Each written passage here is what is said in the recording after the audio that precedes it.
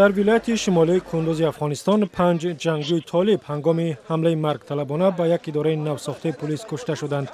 با گفته ماموران پلیس این جنگجویان سعی داشتند به اداره پلیس در مرکز ولایت وارد شوند، اما کارمندان پلیس آنها را دیده و 2 نفرشان را با ضرب تیر کشتند.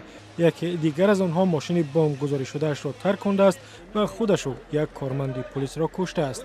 3 نفر دیگر در این حادثه جراحت برداشتند. 2 بمبگذار دیگر کمربندهای ترکنده اشان را منفجر کردند و هلاک شدند.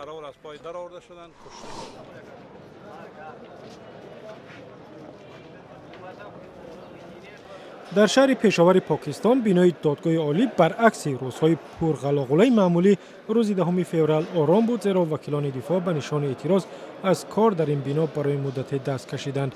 شورای وکیلان مدافع ولایت خیبر پختونخوا پاکستان به نشان اعتراض از قتل 2 وکیل عضو شورا روز 10 فوریه کارشکنی کردند. این 2 نفر را در ناحیه تنگ کشتند. کسی مسئولیت جنایت را بر دوش نگرفته است.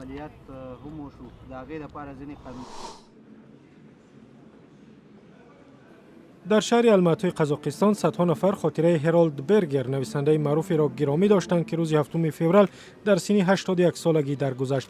این ادیب با نوشتن داستان‌های واقعی و تصویر زندگی آلمانی‌ها در عهد شوروی سابق در قزاقستان شهرت یافته است.